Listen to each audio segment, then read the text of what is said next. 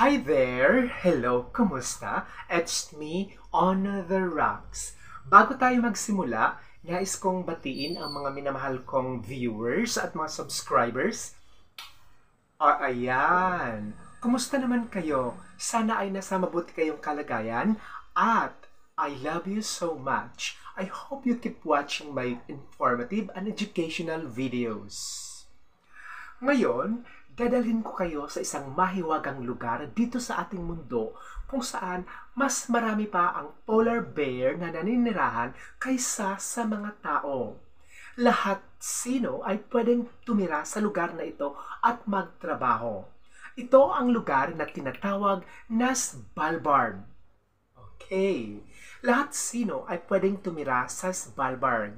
Sa ngayon, mahigit sa 100 Pilipino na ang naninirahan dito at nagtatrabaho dahil malaki ang sweldo dito sa Svalbard. May isang Pinoy na nagsasabi na ang kanyang sweldo ay katumbas sa 1 buwan ng sahod ng isang senador sa Pilipinas. O diba? Bongga! At may isang mandatory na batas sa Svalbard kung saan lahat ng tao ay pwedeng magdala ng baril. May isang mahigpit na batas din na bawal mag-alaga ng pusa.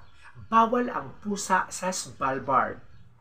Subalit, ang higit na nakakaagaw ng aking pansin ay ang mahigpit nilang batas na bawal magsilang ng sanggol sa Svalbard.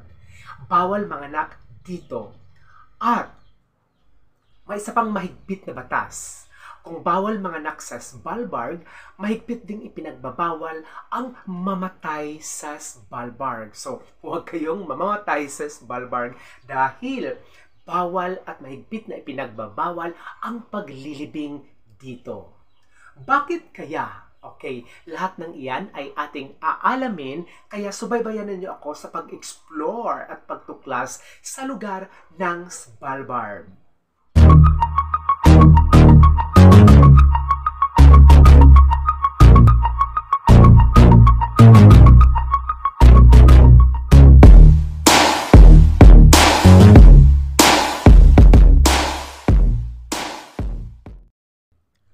Welcome to Svalbard.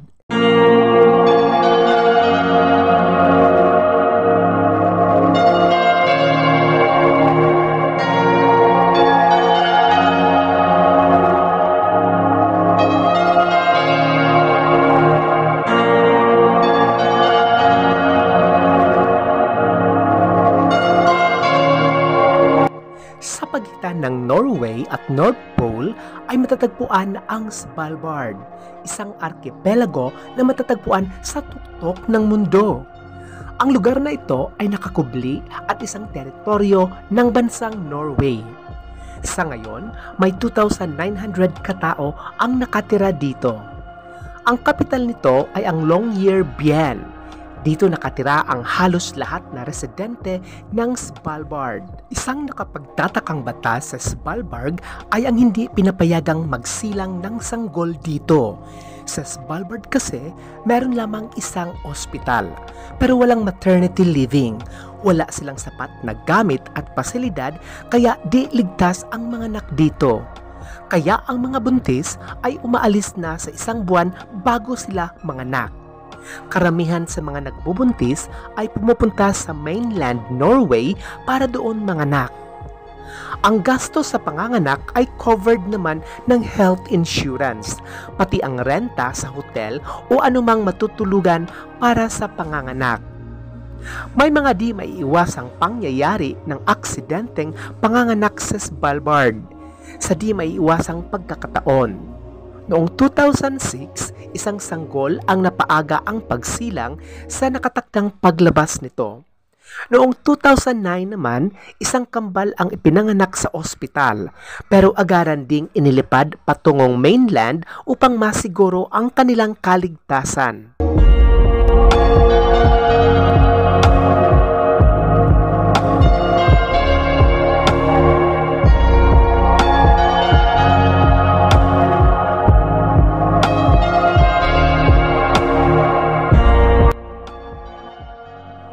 Kung ipinagbabawal ang simula ng buhay, mahigpit ding ipinagbabawal ang pagtatapos nito sa Svalbard. Dahil sa lugar na ito, ang tao ay hindi rin pwedeng mamatay. May tinatawag na Svalbard Vet Law.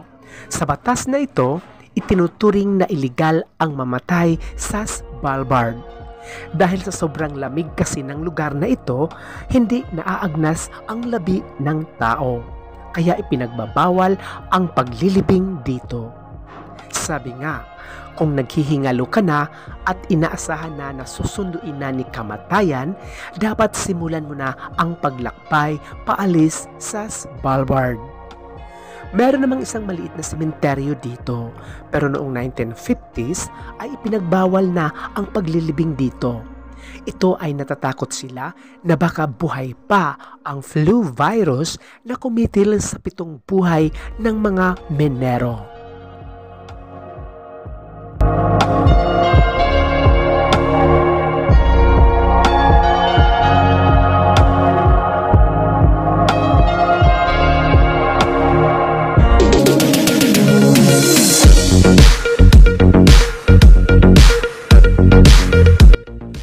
Kung may kalungkutan, may mga interesting facts to know about Svalbard. Ang Svalbard ay isang visa-free destination. Maliban sa mga turista, marami ding mga dayuhan ang gustong manirahan at magtrabaho dito. Di na rin kailangan ang residence permit para tumira dito. Mayroon ding mga Pinoy na nakikipagsapalaran at tumira sa Svalbard. Sa kasalukuyan ay mayroong 100 ka-Pinoy ang naninirahan sa lugar na ito. Alam niyo ba na mas marami pa ang mga polar bears o oso kaysa sa mga tao sa Svalbard?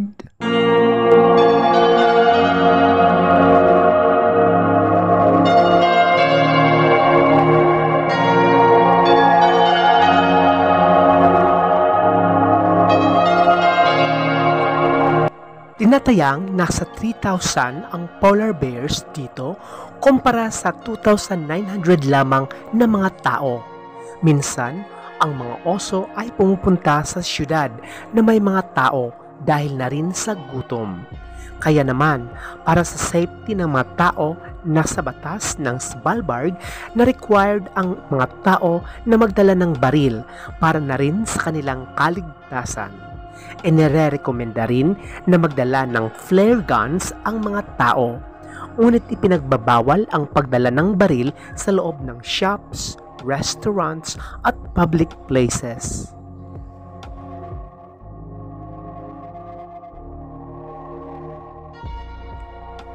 Ipinagbabawal din ang mga pusa sa Svalbard.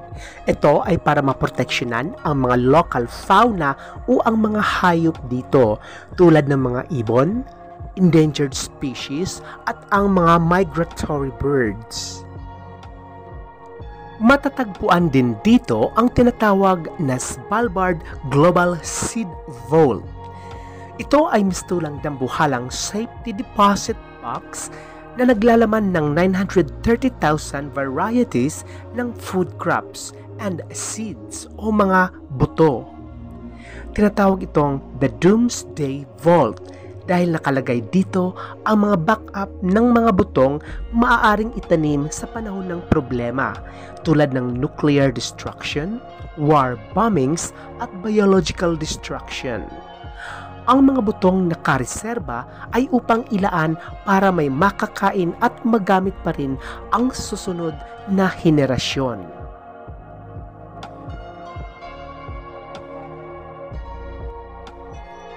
Kakaibang mga batas.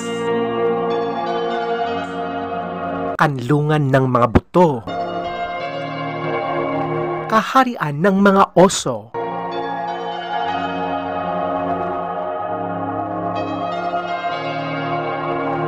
Lahat ng ito ang nagbibigay hiwaga at talinghaga sa isla ng Svalbard. Kaya naman, kahit bawal mamatay at manganak dito, buhay na buhay pa rin ang turismo na nagbibigay sigla at saya sa mga dayuhan at mga Filipino na patuloy na tumitira dito. Once again, this is On The Rocks Vlog. Thank you for watching mga ka-rockers!